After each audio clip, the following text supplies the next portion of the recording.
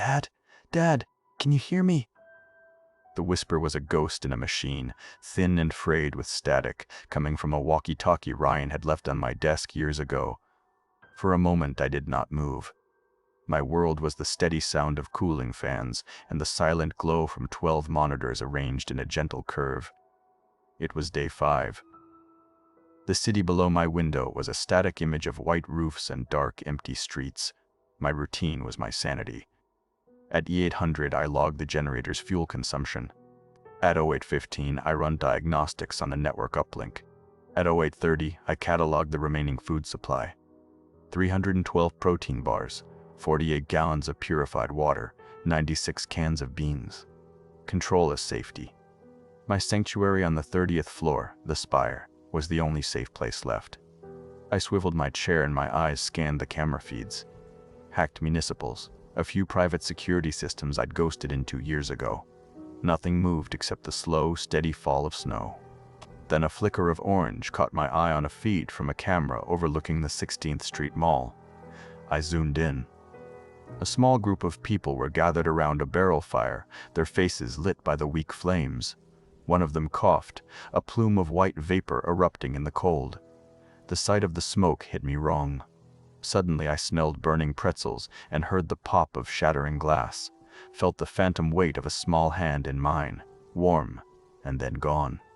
I flinched back from the screen, my own hand trembling as I clicked the mouse, switching the feed to an empty stretch of Spear Boulevard. My breath was shallow. 6 years ago, Larimer Square. I pushed the memory down, locking it away behind the firewall I had built around my mind. Back to the routine. It was Friday, which meant it was time for the weekly call. I initiated the encrypted video link, and after a moment, the screen blinked to life. Zahari's face appeared, sullen and small.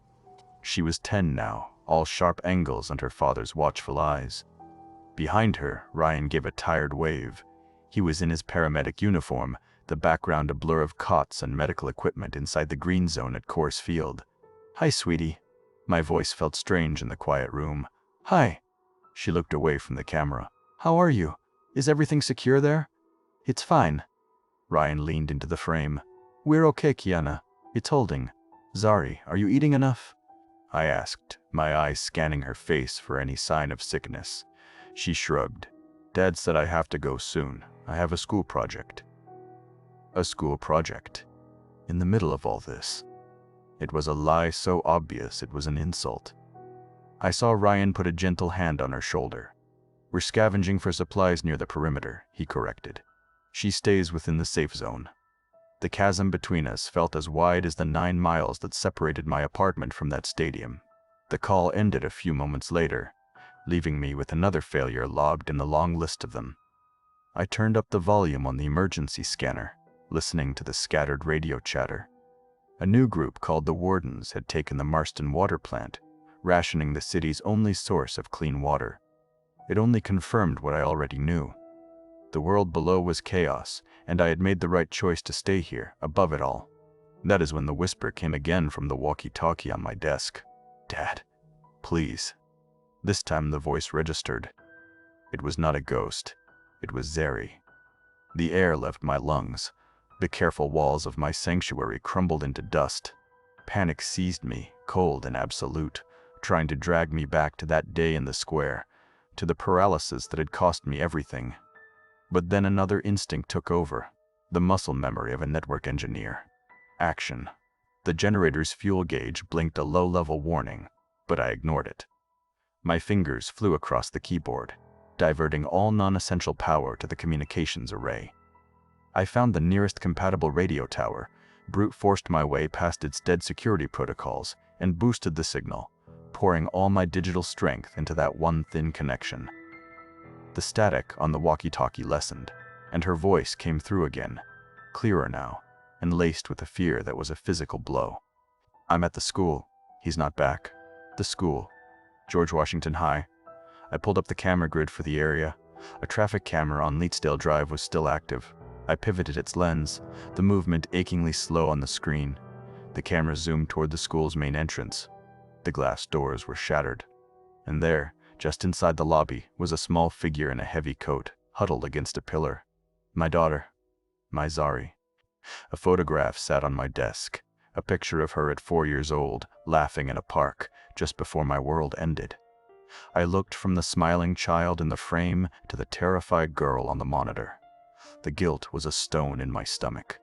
Saving her was the only thing that could ever make it go away. Her voice came again, a tiny thread in the vast, silent city. Hello? Is anyone there? I'm scared. I took a ragged breath that burned my throat. I reached for the walkie-talkie, my hand steady despite the storm raging inside me. I pressed the transmit button. Zari? It's Mom. I see you. Don't move. There was a pause, a beat of shocked silence that stretched for an eternity. Then her voice, a mix of disbelief and raw, childish accusation. Mom? Where's Dad? Why aren't you here? I ignored the questions, my mind already a chessboard, calculating routes and risks. The lobby was a kill box of open glass. She was too exposed. Zari, listen to me. I need you to move to the gymnasium, the big brick building with no windows. Can you do that for me?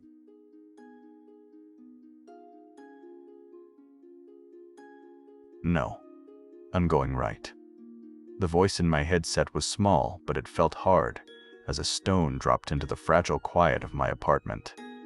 For the last hour, she had been a perfect soldier, a digital ghost. I moved through the empty corridors of George Washington High School. I had the building's blueprints layered over the security feeds, a blue and white schematic laid across the grainy gray of the real world, and I walked her through it all.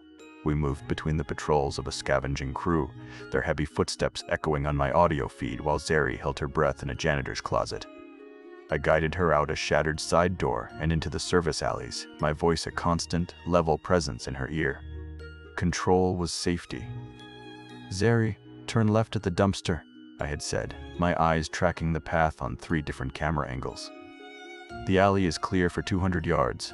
Her reply was that simple, defiant no, and then the little green dot that was her on my map veered right into a cul-de-sac I had marked in red. It was a camera blind spot, a black hole in my omniscience. My throat went tight. The green dot stopped. I could hear her breathing quicken over the monitor, then the crunch of snow under other feet. A man's low voice, then another. They had her cornered. My own breath hitched, a sound I hadn't made in years. The calm I had cultivated for 5 years in this room shattered like glass.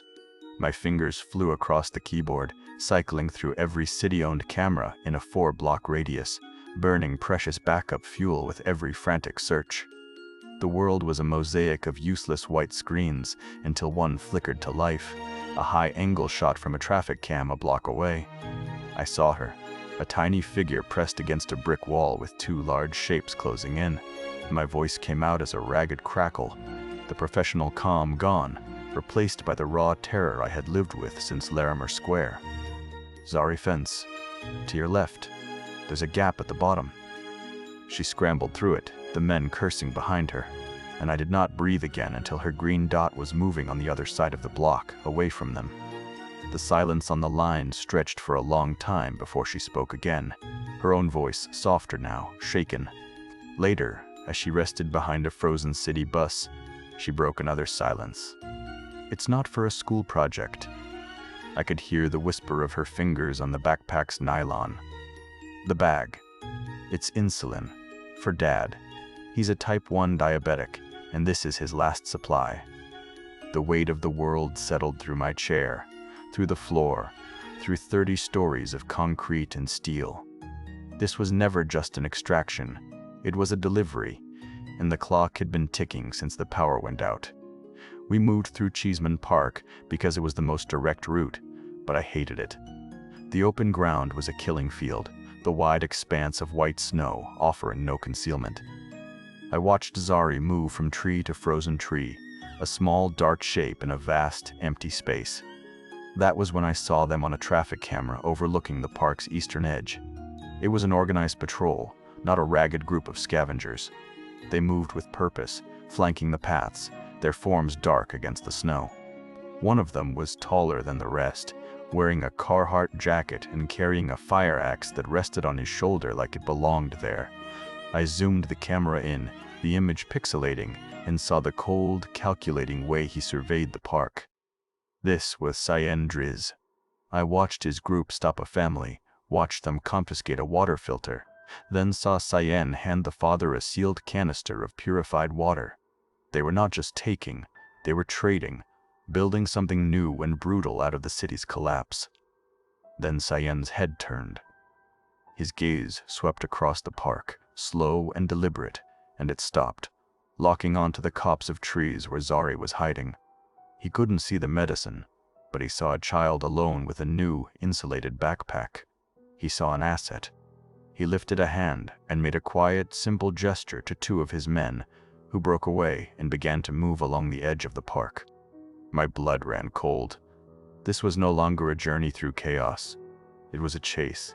I was not a god watching from above. I was a player in a game, and my opponent was on the board.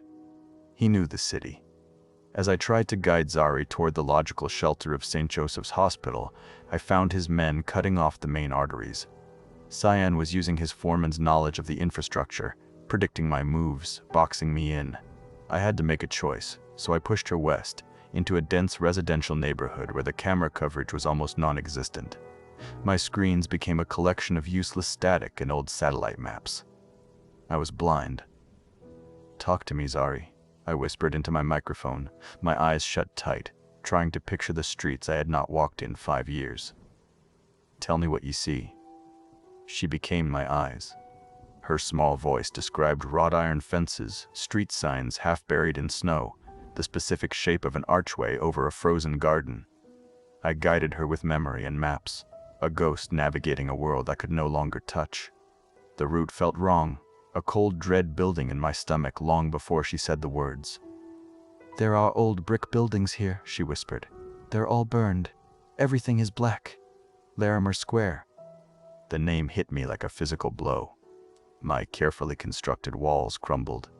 I heard the explosion again, felt the shove of the shockwave. I saw the stranger's hands reaching for Zaharie, pulling her away from me as I lay frozen on the pavement. My breathing came in choked, ragged gasps. The monitor transmitted the awful, wet sound of my panic directly into my daughter's ear. I could not speak. I could not think. I could only drown. A small voice cut through the noise in my head. "Mom, I'm okay. We're okay. Just tell me where to go next." Her voice was steady, calm. In that moment, she was the anchor.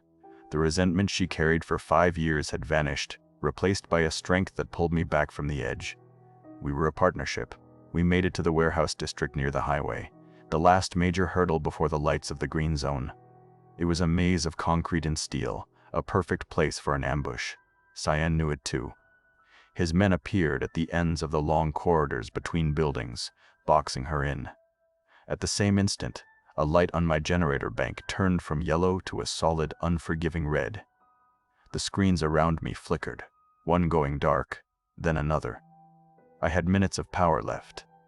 I frantically scanned the few remaining camera feeds, searching for an escape that wasn't there. Then, a new voice crackled over the baby monitor, calm and clear. "I admire the remote assistance," it said. "But the game is over." It was Cyan. He must have had a scanner, must have found our frequency. "I have her father, the paramedic. He was looking for her. And a diabetic man doesn't do well without his medicine." The words were a vice closing around my heart. He offered a trade. Zaharie and the insulin for Ryan's life. Meet us on the pedestrian bridge over the highway. My world collapsed. My screens were dying, my daughter was cornered, and my dying husband was a hostage. The antagonist knew I was here, in this room, and he had set the board for the final move. He demanded I do the one thing my shattered mind could not comprehend, the one thing that was impossible. He told me to go outside.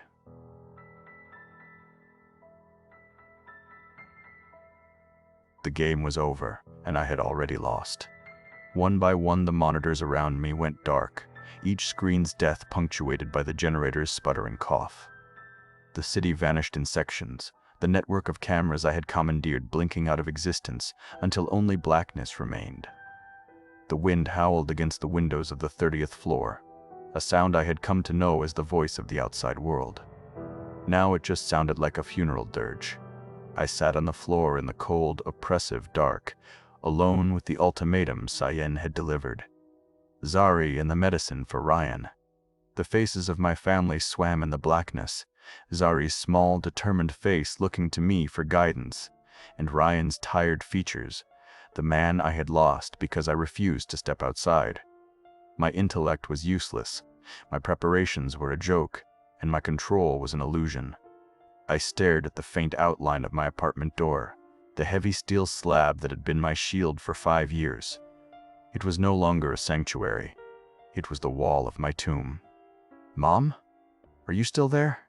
Zaharie's voice crackled from the walkie-talkie's base station, the small device's power light, the single point of green in the overwhelming darkness.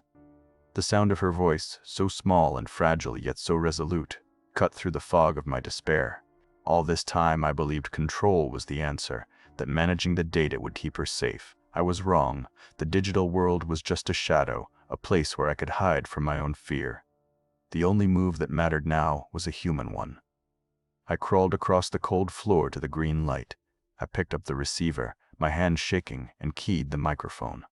My voice came out as a raw whisper, stripped of all its previous authority. "Zaharie, I'm here. Cyan is playing by his rules. We are going to play by ours. In your dad's pack, there's an emergency flare, the pocket on the left. When I give the signal, you're not going to run. You're going to make them look."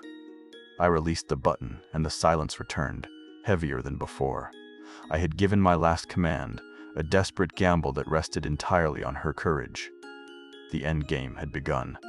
My final screen, a single battery-powered tablet connected to a Department of Transportation highway camera, showed the scene in grainy, low-resolution black and white. I could see the pedestrian bridge, a stark line against the churning sky. I saw the small shapes of Cyan and his men holding a slumped figure I knew was Ryan. Then I saw Zaharie, a tiny dot of defiance, walking onto the bridge.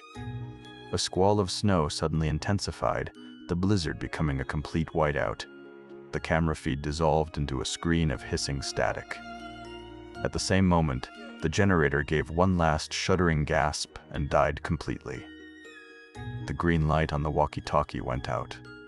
The apartment was plunged into absolute darkness and a profound, terrifying silence. I was blind. A wave of pure panic washed over me, a physical force that crushed my lungs and stole my breath. It was the same paralysis I felt in Larimer Square, the same suffocating certainty that I was a coward, a failure. I crawled toward the door, my body rebelling, every muscle screaming to go back to the center of the room, to the place that was safe. I reached the last piece of technology I owned, the small handheld monitor that was paired to the one in Zaharie's pack. It was a simple device, running on its own chemical battery. I fumbled for the talk button, my fingers numb and clumsy.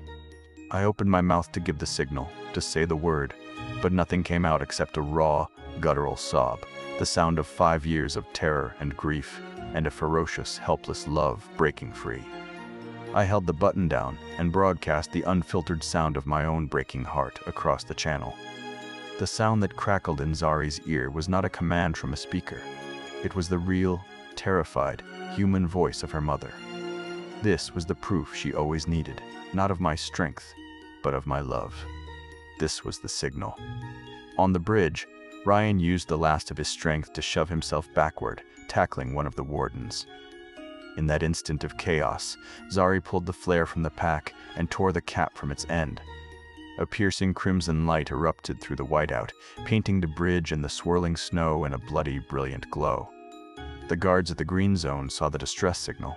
A warning shot cracked through the storm, followed by the powerful beam of a spotlight that cut through the blizzard and fixed on the bridge. Cyan looked from the flare to the light to the armed soldiers now visible at the checkpoint. He made a pragmatic choice.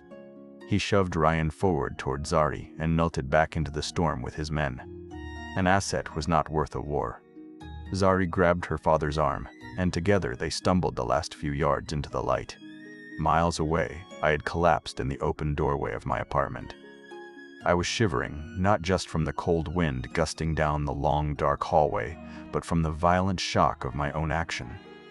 I was halfway inside my prison and halfway out in the terrifying, unknown world. The city was no longer a collection of pixels to be controlled, but a cold, real place that I was now, finally, a part of. The first step had been taken.